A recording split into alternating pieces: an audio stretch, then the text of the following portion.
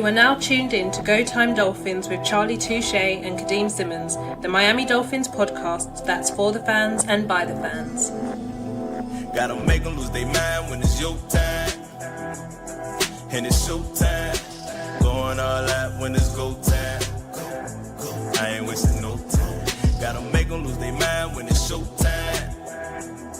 Cause it's your time. Lay it on the line when it's go time. Don't waste no time.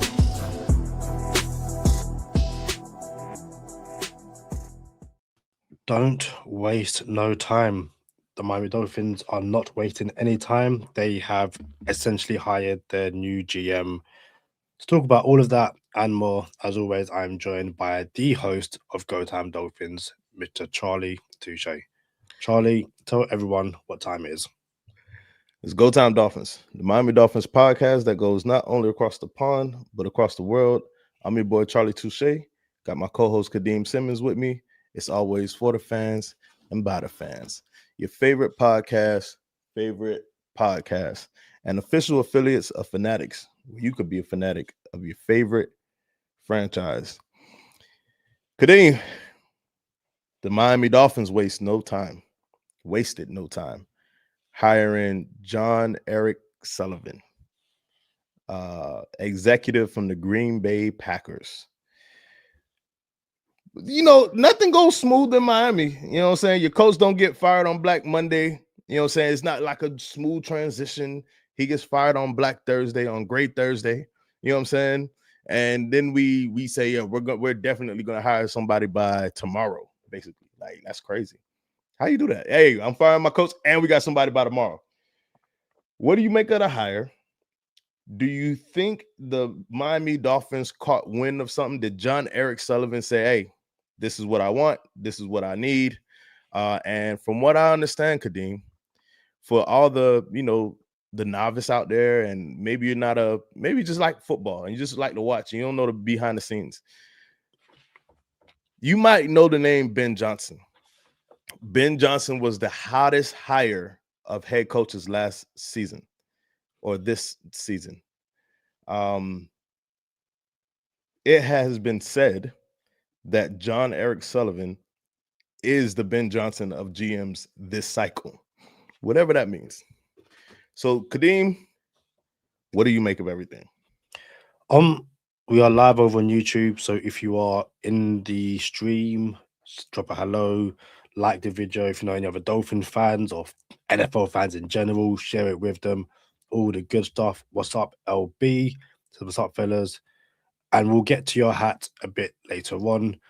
But yeah, what do I make of the hiring? I mentioned when we discussed the candidates, and obviously Sullivan was one of them, and how he emerged as a name Dolphin fans on social media wanted to hire before, the list was revealed. So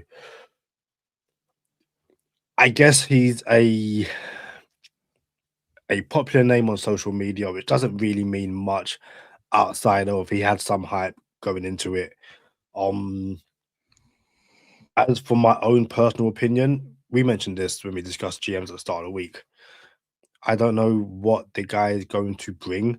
I've seen a video clip of him speaking as, a personnel of the Packers, and I guess he speaks well. But I think it's easy to speak well when you don't have, when you're not making decisions, and now the onus is on him. Every single decision he makes is going to be overanalyzed and scrutinized to the nth degree. Then yeah, it becomes a bit more interesting. But yeah, I think it's a good hire, but I'm judging that on people with better knowledge than me have said it's a good hire. Like you said, he's apparently the Ben Johnson of GMs in this cycle. That sounds like a good thing given what Ben Johnson's done so far in the NFL as a head coach. Kadeem, there's a good side and a bad side of this. Here's the good. The good is, what up, IMAX? What up, LB? What up, everybody in the comments? The good side of this is, you get the bell of the ball. You know what I'm saying? Everyone wants him. Doesn't mean he's the right pick. Doesn't mean he's the right hire. Doesn't mean he's even good just because everyone wants him. but you feel better about it. The also he was on Green Bay. Here's the pros about this. He technically has a championship, right? He's seen consistent quarterback play in Green Bay. There is no franchise in the NFL that has hit on more quarterbacks than the Green Bay Packers. You go from Bart Starr, Brett Favre, Aaron Rodgers, Jordan Love, like, yo, that's a mic drop. You can just walk away. One can argue, and this might be factual, that there's no other franchise post 2000 with inconsistent quarterback play than the Miami Dolphins. So for one, you at least see, okay, well, I know what a quarterback. Well, I won't say I know what he knows what a quarterback looks like, but you know the Browns can rival that since 2000 with the quarterback thing, right? You had 20 something quarterbacks and all the other good stuff. Also, something else that's good about this is Green Bay, and same thing with the head coaching when he goes to Pittsburgh, right? Chuck Noll, Mike Tomlin, Bill Cowher. Like that's it. You feel me? So same thing with Green Bay. You like the consistency that Green Bay has. If there's a organization, if like the other day I said, bruh, Dallas Cowboys know football. They could be the joke, they could be the laughing stock, we could make fun of them, but they know football. You know what I'm saying? They always got they're always drafting people and can't pay them because they're too good to pay and they gotta rinse and repeat. So they know football. Up there in that list, Green Bay Packers know football, whether we like it or not. They know football so much that they're perennial playoff team. They're a perennial playoff team in Green Bay. Now, Kadeem, I don't pretend to know much about England. And I know you don't know much about the United States when it comes to Wisconsin. You know what? I'm just for fun. Can you point out Wisconsin on the map? The United States. I couldn't point out Miami on the map, let alone Wisconsin. I am the kind of person who, if I come across an American and they tell me what state they're in or where they're from, I can tell you what football team is near there. That's as far as it goes. That's about it. You know, Americans get a bad rap, bro. Oh, you guys, you're not well versed, and you can't even point out such and such and such this European country on the map. Little did you know, like all of Europe fits in like the state of Texas. You know what I'm saying? Like, yo, it's a lot going on out here in the United States. That being said, there's nothing in Wisconsin, Kadeem. Nothing. Like, nah, bro, you don't want to go to Wisconsin. I was in Wisconsin, Kadeem, and Lambeau Field was like an hour and a half from me. I'm like, yo, I'm gonna just go there just to take a picture and drive back. There's not even like, oh, yo, I could go do this and I could go. Nah, bro, that's it. I could just do that and take the picture and just say, hey, this picture lasts forever. You feel me? There's nothing there. So the bad side is there's nothing in Green Bay, champ. Jon-Eric Sullivan. Hold on. There's nothing in Green Bay, Jon-Eric Sullivan. You feel me? So when you go from Green Bay to Miami, Florida, don't expect the personnel that you might have expected in. Oh, you know what? The traits that you might have expected from your personnel in Green Bay. Oh yeah, we just focus on football, all this other good stuff. I wonder if Jon-Eric Sullivan has bitten off more than he could chew. But that's all right though, because if it was me or you, we would take the role and be like, "Oh, I'm gonna give it my best." You feel me? Another thing, a part of it, another bad thing about it, one of the cons. You know what? I'll give it back to you before I get into the cons. Go ahead. Well, I think obviously, myself and 5 Yard Lee had our evening chat, and 5 Yard Lee made a very good point. Under Aaron Rodgers, Green Bay did not take a wide receiver in the first round for ages. Every single draft cycle, the Packers must draft a wide receiver in this first round because Aaron Rodgers needs help, and they didn't quite do it. So obviously, the Green Bay have a particular way of doing things. You mentioned that they're they draft well, they play fundamental football, and yeah, he's been in the building for like 20 years. So you hope that he picked up some positive stuff to bring to Miami. But like we said when we spoke about Alec Halaby, who was in who we interviewed from the Eagles, we don't know if Jon-Eric Sullivan was the guy who, I can't imagine he had that much power during the Aaron Rodgers days. But he was like, hey, we don't need wide receivers in the first round. We can get them elsewhere. Now, obviously, you got your Jordan Nelsons and stuff like that. But Green Bay, especially when it was clear they needed help at wide receiver, they didn't go there. Aaron Rodgers leaves, and then they, so, it's there's pros and cons, and maybe he has bitten off more than he can chew. But I guess for the most part, it's best to try and maybe hope that he took more positives than negatives. And again, if you haven't seen the video, we'll chuck it in the link in the description. Bro, He sounds yeah. My bad. You said he it sounded like you said he sounds like something, and then Robert Ashton says in the comments that he says all the right things. Go ahead though. Yeah, he does. He spoke about he said he wants to build through the draft. He said, I think he says it's a lifeblood of any NFL team, and that I believe he also says, he wants big, I'm paraphrasing, but big beefy guys on the offensive line. I think he even used the word girth at one point. So maybe that is building right, building in the trenches, getting solid O-line play with big guys instead of these, quick, agile guys that can get to the second level and pull. Like, that's all great.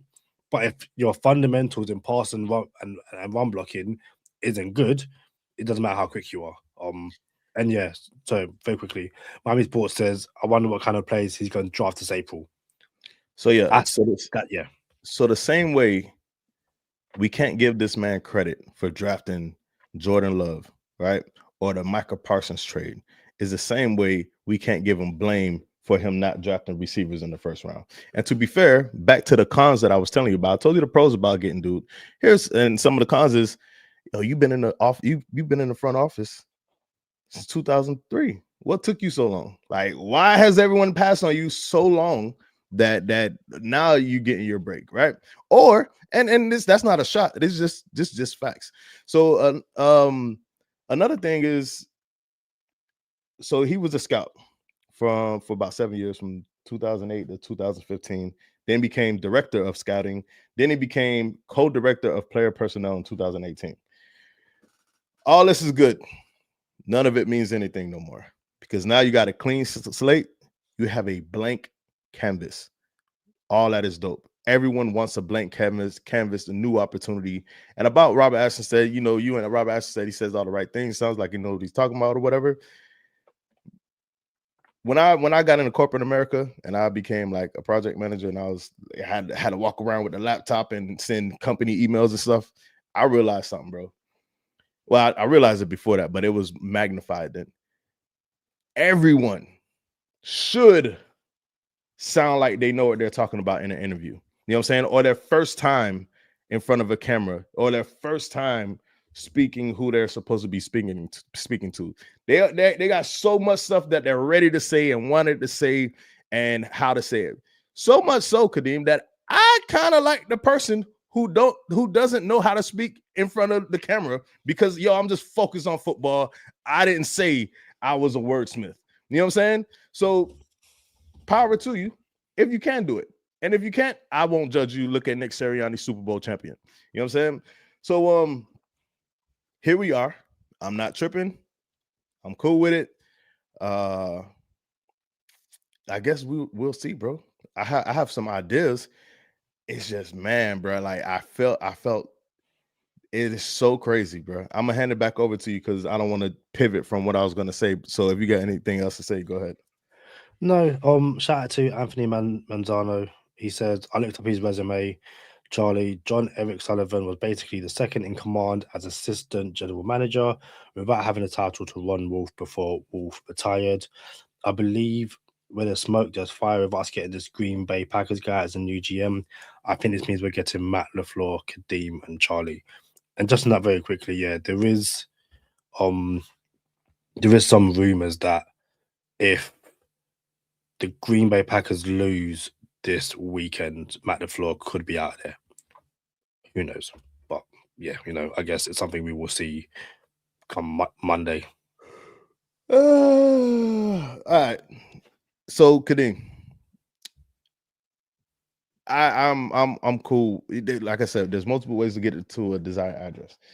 Whether you rebuild, burn it down to the studs, start all over, you got rid of everybody. That's one way to do it, and I understand it, and I'll be like, all right, I get it, let's do it. You know what I'm saying? It's almost like you just taking orders. Like, all right, yo, we in the military, just take orders.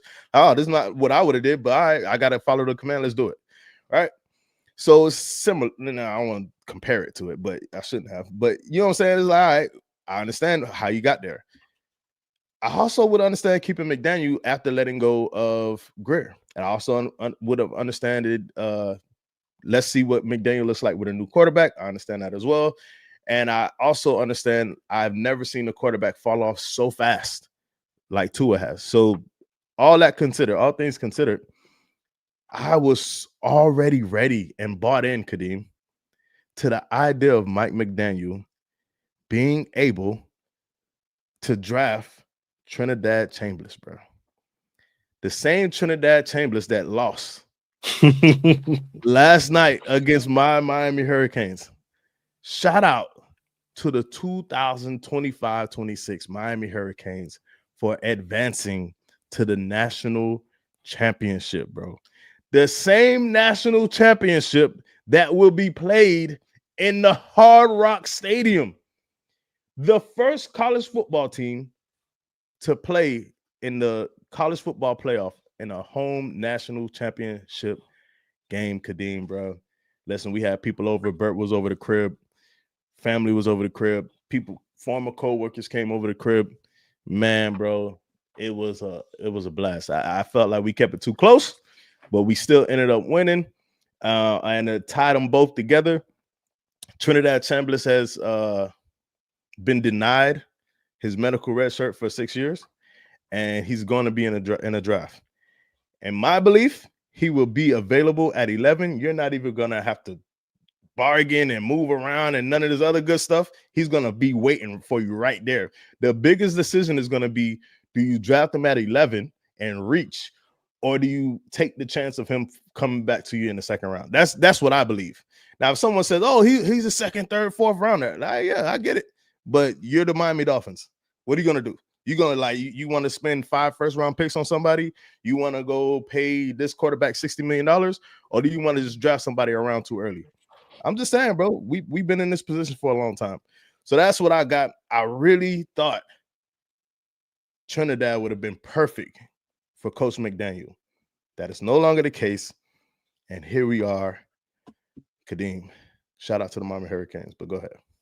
Did you see where Mike McDaniel is having an interview for next week? Listen, so we have me and you have a bet, right? Yep. Me and you got a bet. So you talking about Detroit? No. Who are you talking about? Tennessee Titans as head coach. So here's my thing. I believe the Titans and the Cardinals should here you go, coach. Let's make it happen. I believe they should do that. The Titans, because they have Cam Ward, young quarterback, Mike McDaniel, quarterback friendly. I believe that organization isn't the Browns where it needs the toughest of toughest love there. It's perfect for Coach McDaniel in a head coaching position. Same thing with Arizona. They are tailor-made for each other. I think he gets a head coach job. However, Detroit Lions came out and said, nah, bro. Nah, bro. We'll make you the highest paid offense coordinator in the league. And in my opinion, that fit in Detroit for Coach McDaniel. Like, that's a great fit, bro. The personalities, he could be himself. He can do everything he's done in Miami. And then I could go ahead and bet the bag on Detroit winning the Super Bowl next year because they're going to go to the Super Bowl. Like, straight up. Detroit will go to the Super Bowl, and Gibbs would be the first pick overall in every single draft in fantasy football. I'm just saying. So Yeah, that's coach. Good luck to coach on the way out. Good luck to Tua, my dog. Oos, he's still gonna be my dog. But you're gonna have to be my dog on another team. Shout out to Chuck Van Straw. He says you're trying to get Sullivan fired on his first day. That's with the Trinidad Chamber stuff. Honest question for you, Charlie. Because we've got Sullivan as our new GM, does that mean we're out of the running for John Harbaugh because he doesn't have Ravens connections? No, you're not out of it. But I understand. Like, I think it's not always as bad as people think it is. It's not always as good as people think it is. I don't think Harbaugh is realistic. If I am the number one head coach on the market, why would I go to the Miami Dolphins, bro, who don't have anything there? You know what I'm saying? Like let's just be honest. Why would I take the Miami Dolphins job? If you look at the rest of the jobs, why would you take the Dolphins? Almost every team let's put up the teams, Kadeem. What teams we got? We got Atlanta, we got the Titans, we got the Cardinals, we got the Browns, we got the Dolphins. We'll exclude the Ravens. We have the Giants, and then there's one more out there that I can't remember. Oh, matter of fact, I think that's it. Like every team that I just named has a better situation than the Miami Dolphins, except the Browns. Literally. And then the Browns have the best player between the Browns and the Dolphins. So one could argue the Dolphins. Those Sanders. Myles Garrett, champ. That was a good one. Now you try to give me the break character. That was a good one. But yeah, the Raiders. Shout out to the Raiders. My bad. Matter of fact, I guess the Raiders. But the Raiders had the first overall pick. Oh yeah, you see what I'm saying? Raiders already, yeah. So you got the Browns and the Dolphins. It's between the Browns and the Dolphins, and then the Browns have the best player between the two teams. Nah, bro. Like Harbaugh, if Harbaugh comes here, I think it's a red flag for me because it might tell me like he might not want it that much. Like, Kadeem, when I play Madden, I take the worst team and see what I could do with the worst team and how fast I could do it. You know what I'm saying? In real life, I wouldn't do it like that. I would be like, let's see what team can get me to the championship faster. You know what I'm saying? So if Harbaugh takes the Dolphins job, I think he's going to be on the yacht fishing every day. Like, oh yeah, I'm in Miami. Yeah, like I'm chilling now. This is my last job before I retire. Like, nah, bro. I don't think Harbaugh should take the Dolphins job. And it has nothing to do with me if I like him or not. Or if I think he fits well for the Dolphins, which I think he's a good coach, but I would prefer someone who has a couple tricks in their up their sleeve. Like, give me a DC who I know the defense is going to be taken care of, or give me an OC where I know the offense is going to be taken care of.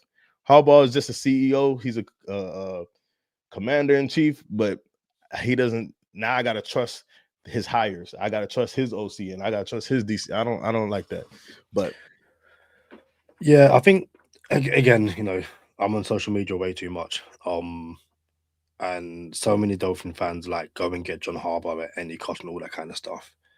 At the same time, they're saying the Dolphins are a bad organization with bad players. You don't have I think you got 5 picks in the top 100, but you don't have a quarterback. You don't have cap space, and you expect him to take it over. So I'm looking at it now. The Giants, who at the very least you can believe in Jackson Dart, you have something to work with Jackson Dart. The Titans have Cam Ward. Hold up, don't stop there. Malik Neighbors. The top 5 receiver in the league right now. No, but I'm talking about just at the quarterback position because the Dolphins can turn around and say, we've got A-Chan and if you like, right. So, so the Falcons are interesting because you've got Kirk Cousins and Michael Penix Jr. And I don't think you really have a quarterback there, but you might want to give Penix another chance, or you have a vet who can, stable the ship for a bit. The Cardinals, you're probably going to need a quarterback, but if you like Kyler Murray, if you're John Harbaugh and you're bringing Todd Monken with you, you could be like, hey, we have a watered down version of Lamar Jackson. Let's see what we can do with Kyler Murray. You mentioned the Browns. They've got draft picks. They don't have a quarterback, but they have draft picks. And then, the Raiders have number 1 overall pick. So, it's the Dolphins, no cap space, a horrible division, and that schedule next year as well. Like if you're coming to the Dolphins, take a year off. Say I'll do it. I'll do the year after. I'll do it when we've got the first overall pick and the cap base is a little better. But no, I think yeah, he could have other suitors. If he comes to Miami, it's probably because the Dolphins gave him a lot of money and said you aren't really going to stand in your way in terms of the coaching staff you bring in. As in, we'll pay them a lot of money as well. But I wasn't the biggest fan of. I mean, we discussed this yesterday. I wasn't the biggest fan of bringing him in and then letting him choose his GM and all that kind of stuff. Yeah. I'm actually quite glad they've gone with Sullivan because there's no ties. And if Harbaugh comes in, to me, it at least shows on paper, I guess, Harbaugh doesn't have every single thing going his way. But yeah, it's Hey, you know, Josina Anderson, you on the clock. Just know when we get our coach, I'm coming at you. You know what I'm saying? Like I'm chilling right now, but nah. Yeah. So how you feel about Matt LaFleur? Because that's a name we haven't heard. You know what I'm saying? We haven't talked about that here on Go Time Dolphins. How do you feel about Matt LaFleur potentially becoming the Miami Dolphins head coach if we entertain rumor gate? Good offensive head coach. Comes from the Shanahan tree, so you kind of got something there, I guess. He's done well with Jordan Love. I think they keep getting the 7th seed, so I might be like, hey, you got pieces, all that kind of stuff. But no, I think he'll be a good head coach. I'd question why the Packers are moving on from him or why that rumor is around per se, because it's not like he's doing badly there. It's not like he's missing the playoffs. Like he reached the playoffs. So yeah, so I question why they get rid of him, but I'd be okay with it. How about you? So I think this is Marty Schottenheimer and Marvin Jones. Oh, what is it? Marvin Lewis. It's Marvin Lewis. Marvin Lewis and Marty Schottenheimer. Marty Schottenheimer was the head coach for the Chargers in my youth, and this dude could not get over the second round hump. Like he kept getting all right, let's start over. Marvin Lewis will make the playoffs all the time. Almost all the time, it felt like the Bengals were in the playoffs, but then they didn't do anything in the playoffs. So they felt like, oh, we got to get over this hump. We got to get over this hump. We got to get over this hump. So they were a perennial playoff team, genuinely. And then they fired them, and then they went into peril. And then now they came back with Joe Burrow. The Chargers had Marty Schottenheimer, and I think it's Marty, but I know it's a Schottenheimer. So they had Schottenheimer, and Schottenheimer kept taking the Chargers, I want to say further than the first round. So maybe like the second round and AFC Championship. And they kept getting close, kept getting close. Another perennial powerhouse, and couldn't get over the hump. So they got rid of Schottenheimer. But I want to be clear, they got rid of both while they were still playoff teams. So it's different. You know how you got teams that don't even make the playoffs, teams that's always 8-8, teams that's always just in the middle of the pack, and then you get rid of those coaches. These coaches were different. They were always in the playoffs every year. And then now your front office said, man, we need someone to get somebody in here to get we need to get somebody in here that could get us over the hump. Shout out to Anthony. He says, Charlie, yeah, it was Marty. Brian is the current coordinator. Yeah. So I'm just gonna assume Brian is Marty's son. You know what I'm saying? But so anyway, so that's difficult, Kadeem, to know you're a perennial playoff team and then say, yo, I think we need a different coach to get us over the hump. That's a tough decision to make. So with LaFleur, I don't know what's going on with Green Bay's front office. How would I feel about LaFleur becoming the Dolphins head coach? I'm okay with it. I'm okay with a lot of things, because I ain't gonna lie. Like, and I would say if I don't like that, but I'm okay with LaFleur. Y'all know I want Stefanski. I'm not shy about saying that. I would prefer Stefanski. And it's crazy. The more I would take LaFleur over Harbaugh too. And again, I don't knock Harbaugh. I don't not like him, but I would take LaFleur over Harbaugh because when you think about LaFleur, you think about 5 different receivers that he could get the ball to, And I don't think it's just because of their talents. I think it's a lot of because of who he is as a play caller and a head coach. So I'm cool with LaFleur. Not sure how true that rumor is. And then we got so many contingencies and caveats. Well, if he loses this week, and what if he loses next week, and what if he goes to the AFC Champions? What if he wins the Super Bowl? Like, it's just too much there. So yeah, man. Here's a name that we haven't brought up recently, at least. How you feel about John Gruden? Shout out to LB. LB said, yo, we need to go get John Gruden. And if I'm being honest with you, I would also take John Gruden over John Harbaugh. And I know now I'm sounding like I'm hating, dog. But I would also take John Gruden over John Harbaugh. How you feel about that? Very quickly. So Anthony says, what are our thoughts on Vance Joseph or Darren Rizzi? I'm no to Vance Joseph, and I'm no to Darren Rizzi as well. Just personal opinion. Your quick thoughts on those two? Vance Joseph, Darren Rizzi. You take the identity of your head coach. Teams tend to take the identity of the head coach. I wonder what your identity would be as a team if Darren Rizzi was your head coach. It'll be interesting.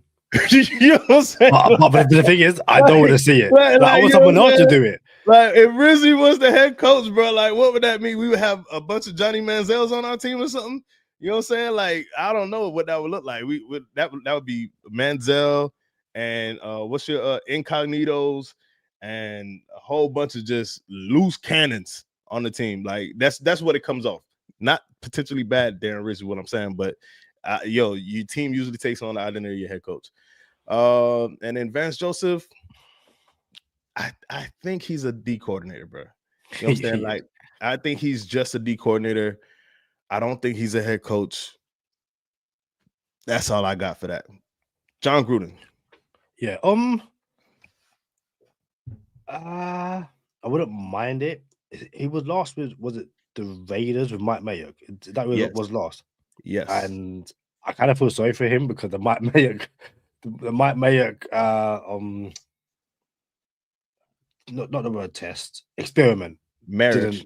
Yeah, like sometimes stay in the studio. Like, that's why I'm not the biggest fan of Lewis Riddick becoming a GM. It's great being in the studio saying, hey, this college guy's sometimes to stay in the studio. I don't hate Gruden. I think Tom messaged me about Jesse Minter or Chris Shula, and I was kind of just like, I think I'm kind of done with the first time head coach. The Dolphins tried it with Gase, with Flores, with Daniel. I think if you've got a first time GM, I don't think you can go first time head coach as well. It's a lot of learning on the job, in my opinion. So I'd rather someone like a Gruden who kind of knows what he's doing, not to overrule the GM, but I think you might need that experience in the building somewhere, unless you're going to bring in two experienced coordinators, not named Changeli. But yeah, so I don't mind Gruden. There are some names I want to throw to you because Tom Pelissero. Before you move on, oddly enough, I don't think Gase was a bad coach. I don't think Flores was a bad coach, and I don't even think McDaniel was a bad coach. Although all three were first-time head coaches, I don't even think they were bad. I think all of them could have had more success giving more support from the front office. I'll leave it at that. Yeah. Again, I don't think they're bad head coaches. I believe, again, Charlie, we had a podcast when Flores got sacked. We were shocked. Did not see that coming at all. Well, it doesn't mean it was warranted. It wasn't warranted though. You know what I'm saying? Yeah. Multiple things could be true at the same time. I don't think he was a bad coach. I think he should have got fired. And I think he needed more support from the front office. Like, all three could be true at the same time. Yeah. The names I want to throw to you are 4 names that Tom Pelissero in a tweet said. So he said, among the potential candidates with ties to Jon-Eric Sullivan via Green Bay, Mike McCarthy, Jeff Hafley, the DC, Adam Stenovich, the OC, and Anthony Campanale. Is that how you pronounce his name? I don't know, but go ahead. I'd say for people who don't know who he is, I want to make sure I know where he is now. So he is currently the Jacksonville Jaguars DC, but he was a coach in Miami for a few years and went viral during Hard Knocks for the way he spoke to, I think, the linebackers at the time. And I think some people thought he might get the DC job. It went to Anthony Weaver. He is now with Jacksonville, and Jacksonville have a very good defense. So, yeah, 4 names who. Do you have any opinion on any of those? And shout out to Wing Ninja with a $5 Super chat. super chat. It's the first time checking out a live show because of my graveyard shift. Big fan of your pod. Fins up. Wing Hey, Ninja. appreciate Charlie. you, bro. Shout Yeah, out to the great. super chat, bro. Y'all hitting us up in the super chat, bro, is greatly appreciated. Everything counts. Thank you so much. Any is plenty. But yeah, Charlie, those 4 names, any stand out to you? Any like, nope, not doing that? Yeah, the standout is Mike McCarthy because I'm in a, you know what? Nick Saban said this, and I said it differently before he said it. Defense don't win championships no more.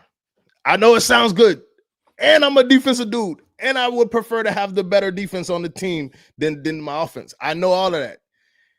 And all the cases I could make for having a better defense and all this defense win championship, defensive minded, all that stuff. The rules don't allow you to have that no more. The rules are designed to have more points, so the game is more interesting, so the game brings in more fans. And then that's why you have offensive everything. That's why offensive penalties are the way they're designed, and every defensive penalty is an automatic first down. You know what I'm saying? So I am of the mindset that I would prefer an offensive-minded head coach.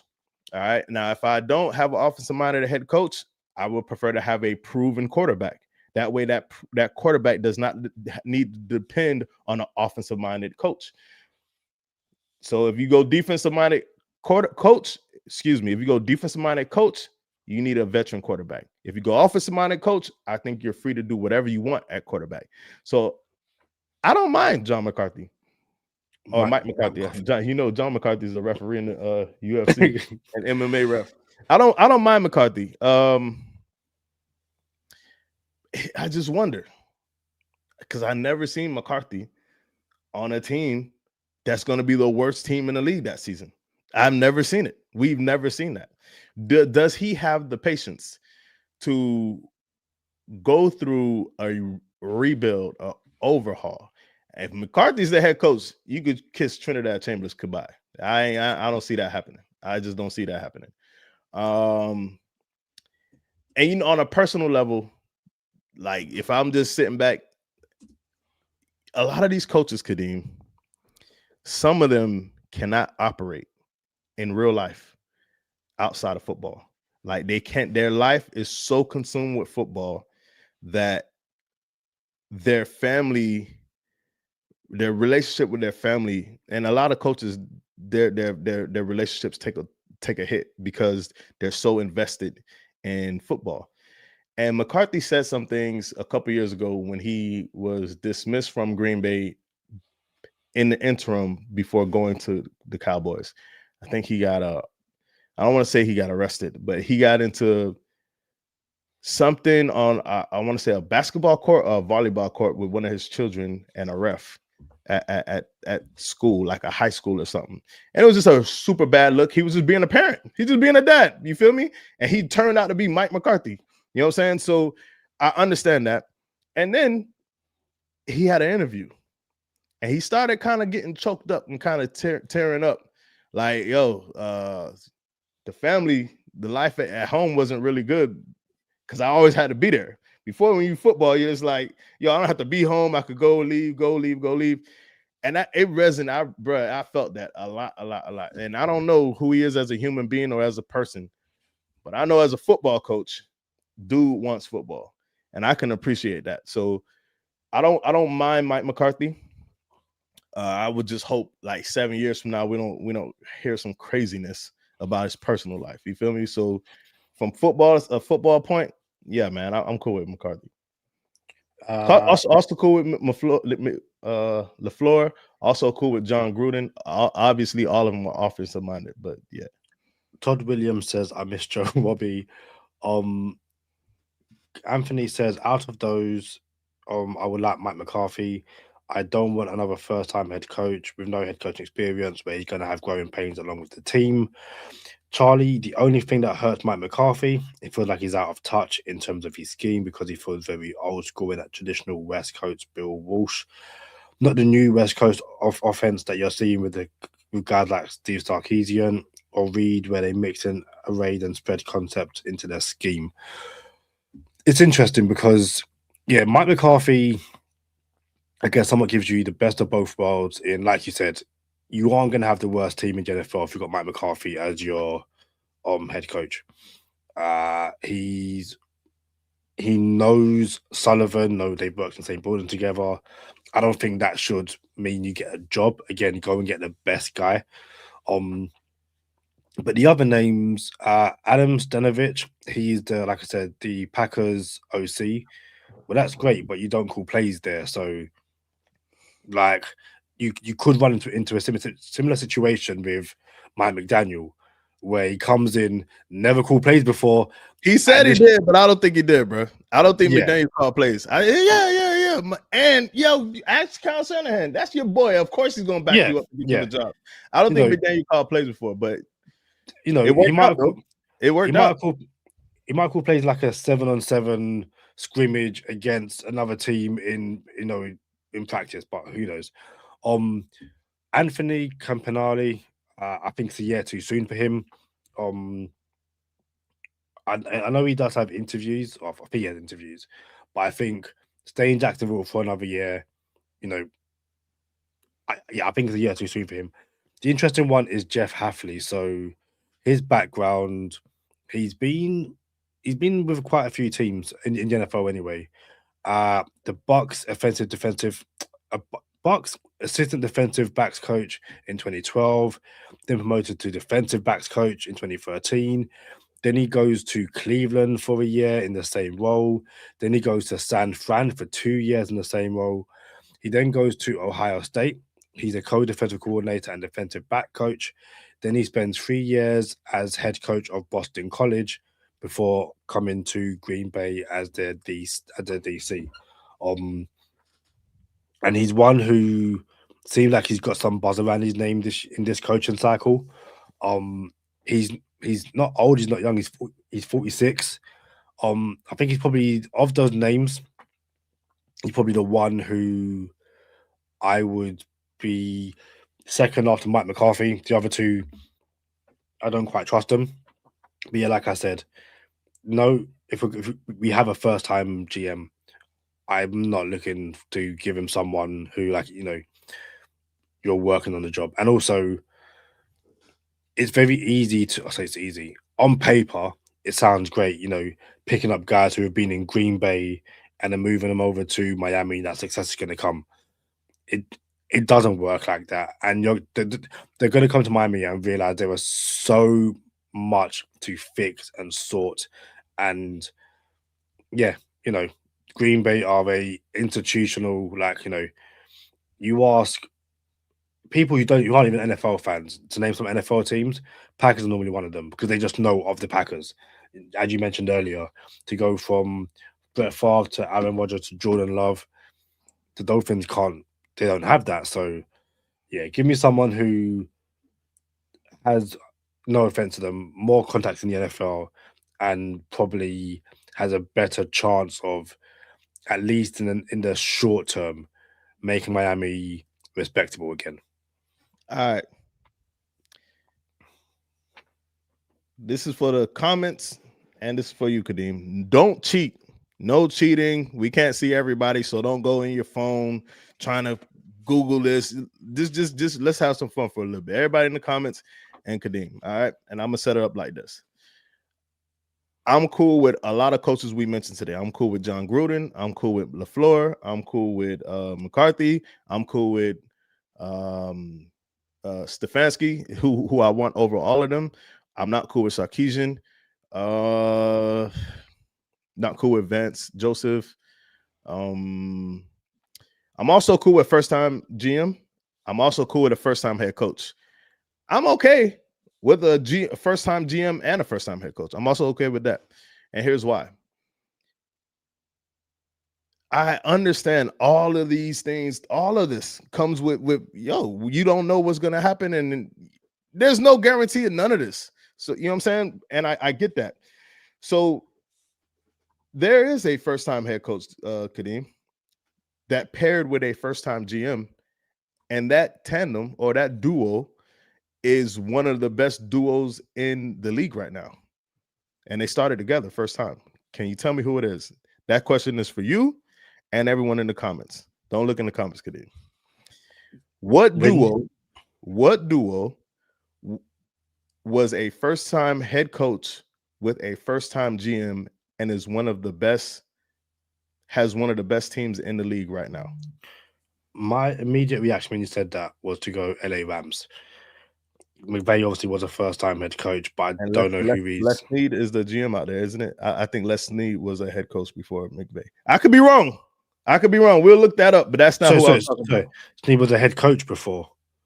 Who was a head coach before? No, as you said Les Snead was not a head coach before. This who I'm talking about. No, but I'm saying you said Les Snead was a head coach before. That's why I was like, no, I said I think Les Snead was a GM before. Oh, okay. And I could be wrong about that, is what I'm saying. Yeah, so that could be another one, but I wasn't talking about them. So I'll reset the question. First time head coach. Wing Ninja think it's the Buffalo Bills. First time head coach paired with a first time GM, has one of the best teams in the league. Not only right now, but they've been maybe not a powerhouse, but they've been successful. Really successful, like probably top 5 in the past 5 years, past 7 years, basically. So, all right. Go ahead. I went Rams, but it's not who you're thinking of. Wing Ninja has gone Buffalo Bills. We'll give people more time. Don't cheat. Am I allowed a second guess? Yeah, sure. You can guess as many times as you want. This isn't good. Hold on. I say this isn't good podcasting. I think this is really good podcasting. Actually. No, as in the background, so no noises. But we literally had this. Oh yeah, let's do it. Who y'all got? First time head coach paired with a first time GM, and that duo has had one of the best teams in the league in the past 7 years, and they're still one of the best teams in the league today. Who is it? It is not the Bears, Robert Aston. We appreciate your participation, but it is not the Bears. Ben Johnson just got there this year. It is not. Oh, Lions is a good one. Robert Aston. Lions got Dan Campbell, and I forgot my dog name, the GM for the I forgot the GM in Detroit. That's a really good one. But the Lions just became really good recently. This team was better than the Lions in the most recent years and longer than the Lions have been good. That's a really good one, Robert Aston. All right. One more round of music and then we'll stop. One more round of music. These are all good. And the more we talk about it, the more it's, I don't want to say it's proof, but it's okay to pair a first-time head coach with a first-time GM. And then what takes the cake is the actual team that I'm talking about. So all these guesses are really good, but I think the team that I got will take the cake and run away with it. So we don't think it's Detroit, or it's not Detroit in Charlie. It is not Detroit. It is not the Bills. And I don't even think it's the Rams. It is the San Francisco 49ers. With John Lynch and Kyle Shanahan. First-time head coach, first-time GM. Now, we should check out that Les Snead and Sean McVay thing, because if they were both first-time head coach and first-time GM, that's even more proof for the pudding. What you got? Les Snead was a first-time GM, but he'd been there since 2012. So he had He wasn't paired with McVay. No, so yeah, he was there in St. Louis. St. Louis. Sorry. And yeah, so he was he is a first time GM, but he had a coach before McVay. Yeah. Right. And then we've got Brandon Bean and Sean McDermott. Yeah. Am I tripping for saying 49ers are more successful than all of them? No. I mean, they made how many Super Bowls? They made it to 2 Super Bowls, 3 AFC championships. I'm sorry, NFC championships. Brandon Bean is also a first-time GM in 2017. And Sean McDermott arrived. Maybe he arrived with him. Sean McDermott. That's still okay. 2017. So that's still okay, but it's still not the Niners. You know what I'm saying? But this is all good for the conversation because there has been situations where first-time head coaches were paired with first-time GMs, and they've had a really good success. All these teams that we're naming, the Niners, the Bills, not the Eagles. He's been there. The GM been there a long time. I can't remember no one's name. Harry Roseman. Roseman been there forever. But also the Lions, bro. That's a really good one. So you know what? Go ahead, Kadeem. I'm gonna go with Wing Ninja. I think the Bills are better than the 49ers. And you can't say that, bro. No, you can say you can say whatever you want, but that's not factual. But then the 49ers had the second overall pick at one point? It doesn't matter what they had, bro. It's like, they also have 2 Super Bowl appearances. Oh, yeah. The Bills ain't even been to the Super Bowl. They haven't, but I think the lows of the 49ers kind of drags it down. Oh, on average is what you're saying. Yeah, I think in terms of, you've reached a Super Bowl, so you've had more success than the Bills. However, I think the Bills under McDermott have steadily got better. I understand. And I think 49ers have been up and down. I understand what you're saying. But here's the question. Who has had more success was the question. I gotta say it's the Niners, bro. 2 Super Bowl appearances and multiple NFC championship appearances.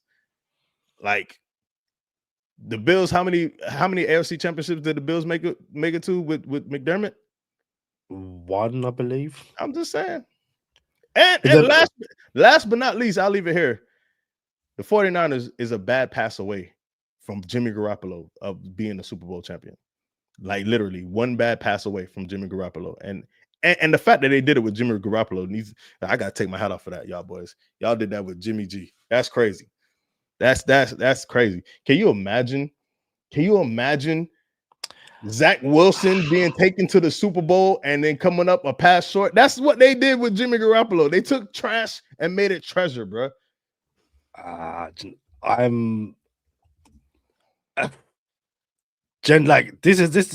this is really interesting. And again, I say that because since both have been in charge in 2017, yeah. Who are we talking about? The Bills and the 49ers. Okay. Both had a head coach in 2017. Oh, so hold on. You saying McVay and McDermott came in 2017? No, Shanahan. Same year? Shanahan. I'm sorry. I said the wrong name. So you're saying Sean McDermott, the head coach for the Bills, and Kyle Shanahan, the head coach for the 49ers, both came in at 2017. Yes. Let me double check that. This is really good. Kyle Shanahan had been the head coach since 2017, and Sean McDermott. Listen, you don't get these conversations on any other podcast. You just don't. Yeah, both came in 2017. Can we double down and double check the Brandon Bean and? Oh yeah. I said that already. Yeah, that is. So they both. So look. So both duos came into power in 2017. Yeah. So this is really good. 49ers records since 2017. Yeah. Go ahead. Yep, 49ers record since 2017. 6-10. All right. I thought you were gonna give us a total, but my bad. Go ahead.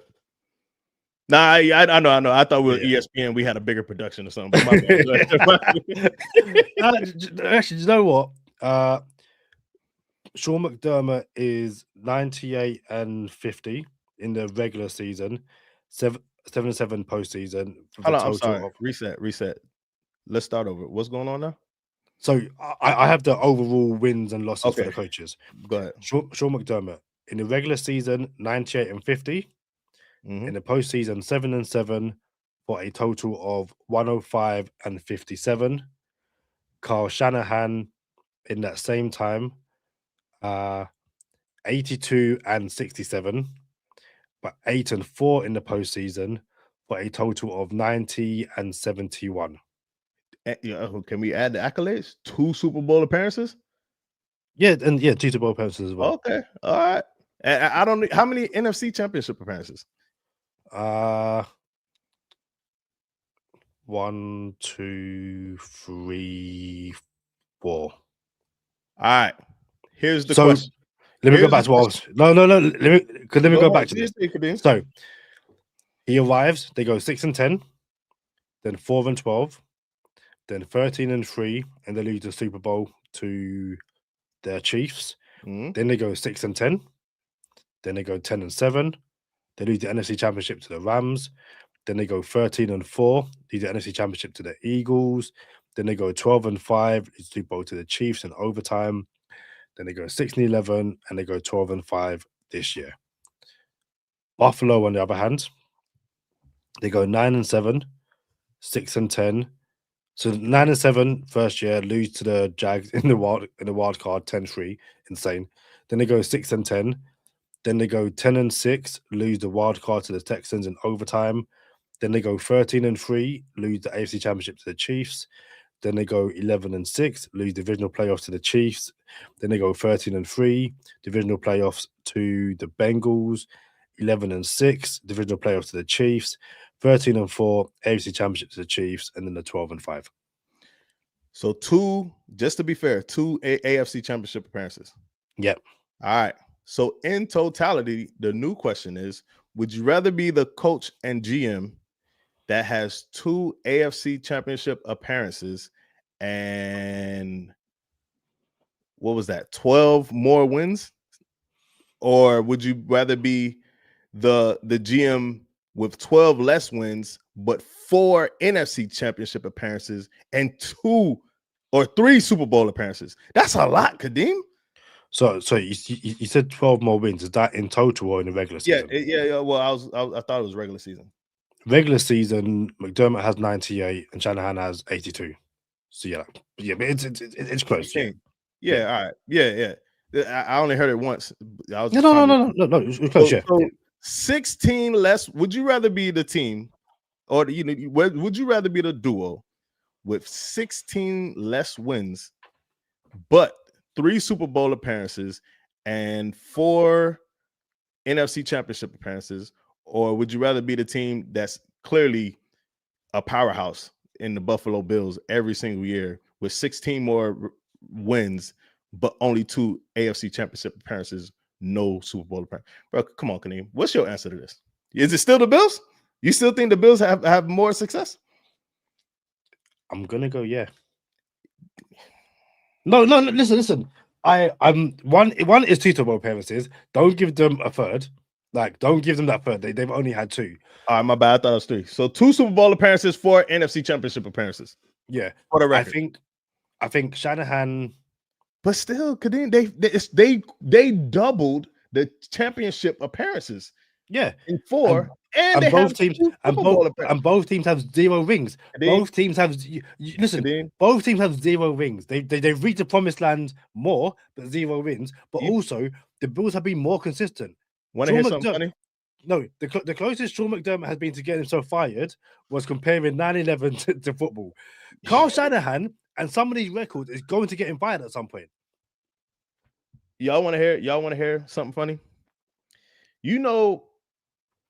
I don't get upset much, but when I get upset, it's when someone says, "Oh, you're mad," and I'll be like, "I'm not mad," right? And then they'd be like, "Oh, you're mad. Just say you're mad." I'm like, "But I'm not mad." And it's like, "Oh, you can't say you're mad." I'm like, "Yo, you making me mad because you're not believing I'm not mad." You feel me? That's when I get mad, right? And is that and something else when someone asks you a question and then you answer their question. And then they ask you the same question, but reiterate it somehow. So it's the same question. You give them the same answer. So they ask a third time the same question in a different way. And it's like, bro, you just asked me the same question twice. And I answered it. You know what I'm saying? I'm not going to change the answer. However, I think this is the first time I'm going to have to ask this question a little different for you to really understand this. So, Kadeem, would you rather the Dolphins have 16 more wins and 2 AFC championships, or 16 less wins, 4 AFC championships, and 2 Super Bowl appearances? I'd rather the Dolphins have the 49ers record. I'm not going to sit here and say, but listen, hear me out, because there is so much more context to what Sean McDermott and Brandon Beane have done compared to what Kyle Shanahan and John Lynch have done. Even something as simple as the 49ers the 49ers gave the Dolphins so many draft picks to go and get Trey Lance and then mess that up.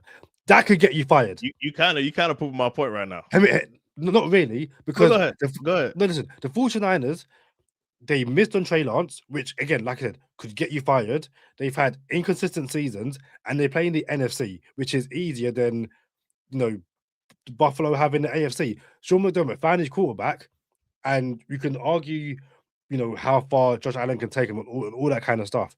I'm not arguing that the 49ers have a better record and have achieved more. I'm just saying, me personally, I think the Bills have done better overall due to other factors. The accolades, 49ers win it 100%. If it was just purely accolades, I'd go 49ers. I'm adding other context to why I'm choosing the Buffalo Bills. Kadeem, there's no wrong answer to this. There's no right answer to this. Like, it's all opinionated. We have discovered that there are a ton of nuances to this conversation. And some that we did not add is, one, who is closer to being terminated right now? I think that's McDermott. Now, I can't ever see that Kyle Shanahan and Lynch duo being disrupted. I can't see it. Another part of it is like the building of the teams. But look, it's a Go Time Dolphins podcast. This was a great conversation to have. So I have a question for you very quickly. Yeah. Sean McDermott gets fired this weekend because Jacksonville beat Buffalo. Do you bring Sean McDermott to Miami? Say that question one more time. If Sean McDermott gets fired this weekend because Buffalo lose, would you bring Sean McDermott to Miami as your new head coach? That's funny. I would not. Interesting. Like it's funny. Like I don't think he's a bad head coach. I actually like him. And then the only thing that I don't like about him is that comparison that he made about 9/11. It's just crazy. You know what I'm saying? And he's a human being. He's a human being. He made a mistake. He should not be hit with that. You know what I'm saying? And I say this a lot. I don't think someone should be identified by the worst mistake they ever made in their life. You know what I'm saying? So when someone commits a crime and then everyone in the world says, "Oh, he's the such and such," you feel me? I don't believe that. You know what I'm saying? And because humans make mistakes, and for his mistake, in football, to be in a football locker room to be comparing a bad comparison, I don't think that he should be labeled with that. But that's the only thing that I didn't like about him. But that's not why I don't want him as my head coach, because I think he's a good coach. I just think all these other coaches are better for me. You know what I'm saying? Being a offensive minded head coach and really good with quarterbacks, and they know football in a different way than McDermott does. And McDermott is cool though. But that was a great conversation. Last question for me, Charlie. Do you think? Well, hit the wrong button. Do you think Sullivan keeps both Allen and Kelly in the front office, but moves them into different parts of the front office? I don't think that's I think you have to wonder what the Miami Dolphins, like the real front office, said about it. The people around Ross and Garfinkel, is it? What's his name? Tom Garfinkel. Ross, Brandon Shaw. Shore, Marino, and now Aikman. You got to wonder what they said, because if someone wants to come in and clean house and bring their whole team, I'll be honest with you, I'm a businessman myself. I know I have a vision for my business and what I want to do in life. And if I get an opportunity, certain opportunities create certain opportunities, right? So it depends on what type of freedom I have to do. If they say I could do X, Y, and Z, I'm not going to come in here and try to do A, B, and C. You know what I'm saying? So it just depends on what they told him he can do. Maybe Allen and Kelly are a part of the brain trust for the Miami Dolphins, and those are like people who will be in the building like 20 plus years, but in a different role. So you never know, and because I'm of the belief now that the Dolphins don't know what they're doing. As I just right now, that's how I'm operating. The Dolphins don't know what they're doing, and here we are again. So maybe they need. I don't know what they need, but I do know we need wins. So whatever happens. I'm sorry I didn't answer your question, but it is what it is. Like I don't know what they're gonna do with them too. Go ahead, Kenny. Oh no, you said. Oh, I was going to say something. No. I thought you were gonna come in. It's all right. No. I have nothing else to add. Hey, we getting into overtime. Y'all come over to overtime with us. That was a great conversation. Y'all know what time it is. Shout out to the Canes, the Miami Hurricanes. The bruh, like, put the city on the back, identify with the people, Hurricanes. Something that the Dolphins can never do is identify with the people of Miami. But y'all know what time it is. Stay positive, test negative. For Kadeem Simmons, I'm Charlie Touche. Thank you for tuning in this time. Make sure you catch us next time on Go Time. Already. Gotta make them lose their mind when it's your time. And it's show time. Going all out when it's go time. I ain't wasting no time. Gotta make them lose their mind when it's show time. Cause it's your time. Lay it on the line when it's go time. Don't waste no time. Gotta make them lose their mind when it's your time. And it's show time. Going all out when it's go time. I ain't wasting no time. Keeping it with the U's, but making it about the Dolphins. Charlie, the Dolphins are on the clock. It's pick 11. Ruben Bain Jr. He's a junior, isn't he? Doesn't matter. Ruben Bain is on the board at 11. But so is Francis. Is it Goa? The right tackle. Gower, something like that. Yeah. Both are on the board. You can only take one at 11. Who are you going with? Trinidad Chambers. That's bro. Okay.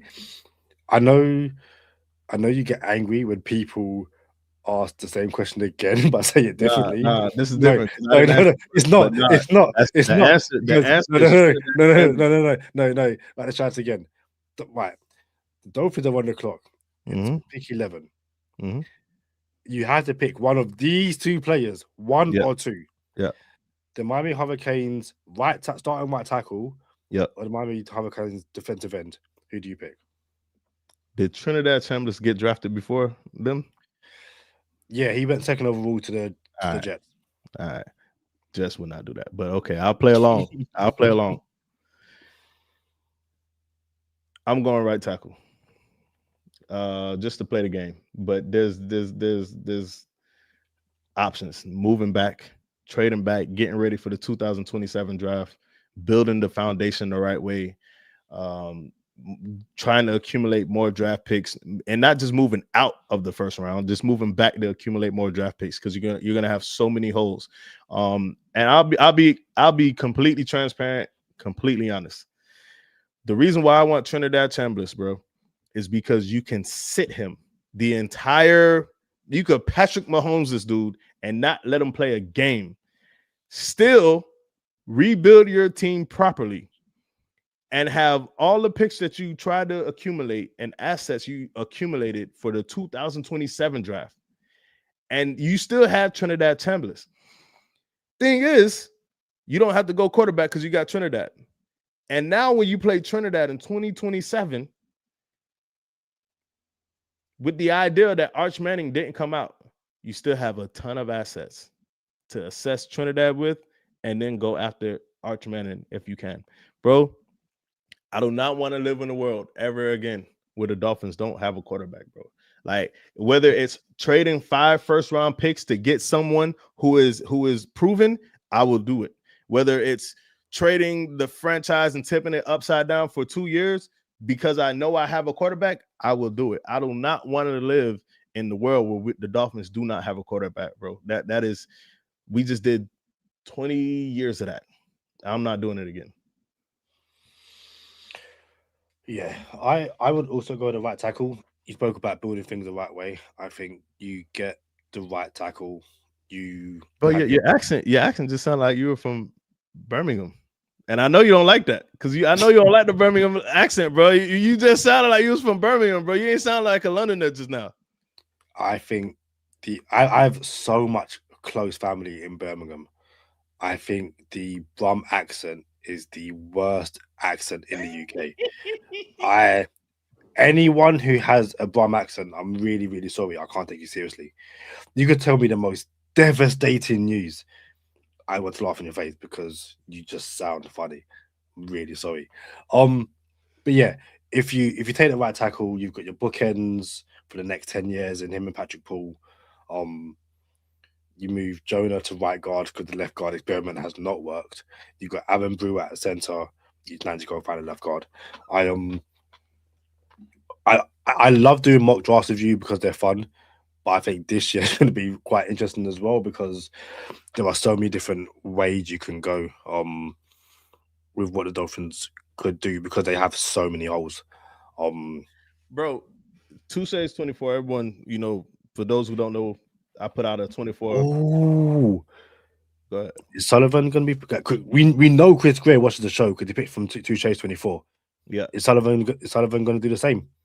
Hey, he might. I might be a part of the staff, Kadeem. You never know. You know what I'm saying? Maybe I could actually get paid now for the Dolphins selecting people off of Touche's 24. So listen, I put out 24 draft prospects that are under the radar, or you know what I'm saying, or not as popular, or people who I think will be more successful than what people think, typically non-first rounders. I had Jackson Dart pegged a long time ago, and I'm like, oh, he done worked his way into this first round. So I couldn't put him on Tuesday 24. Trinidad Chambliss is kind of popular now. He doesn't fit the bill of a Tuesday 24, but if we get to the draft, bro, and dogs start sliding the second, third round because people say he's too short, I'm gonna be hot, bro. You know what I'm saying? Like, yo, this is when you take that chance. Jalen Hurts, what round did he get drafted in, Kadeem? You on mute. Second round. Lamar Jackson, what round did he get drafted in? First round. Lamar Jackson was first round pick? The Ravens moved up to take him. Yes, my bad. I thought it was the first pick of the second. But I knew he was back there. But my point is, like, yo, they 28 teams passed on both of them boys. You know what I'm saying? Chambliss, yo, draft them and bench them and say, hey, you got some learning to do, and I got you. So that's all I got, man. Well, very quickly, that's the other interesting thing as well. You mentioned the Packers, and the Packers are renowned for drafting a quarterback and sitting him, but not just for one season, for years. Bro, not only that, like, yeah, drafting them and sitting them, but like doing it the right way, bro. No one can say that they didn't do it right, bro. You can't say they weren't right, bro. Like Brett Favre, Aaron Rodgers, Jordan Love. That's, bro, can I get a quarterback? And I think it will be fascinating because you can do that if you have a quarterback already in the building and he's playing well. The Dolphins don't have that. So it becomes super interesting. If you don't take someone this year, take someone next year, do you sit them because you don't have a quarterback? But I don't think it's to change your mindset. I think, if you need to be sat, you sit. You know what I'm saying? I think that should be it. Yeah. Before we go, I don't know. I can ask you off air. It's nothing super important. So yeah, we have nothing else to add. I ain't like that's bad podcasting, bro. So you ain't gonna say something off air when we got an audience. Like, is it personal? Should it not be on air? No. Tom messaged me today and said if we're not going to do a 2 episode, why not do an episode on what do the Dolphins do next at quarterback? And given the conversations we had today about, there's different things you can do. Could you draft Trinidad Chamberlain? So many different conversations. I was like, would that be a better episode to do as opposed to? We'll get Tom Valentine on and not talk about how pick sixes are different from regular interceptions. And we won't talk about how Tua is no longer relevant in the NFL. So we're even, apparently.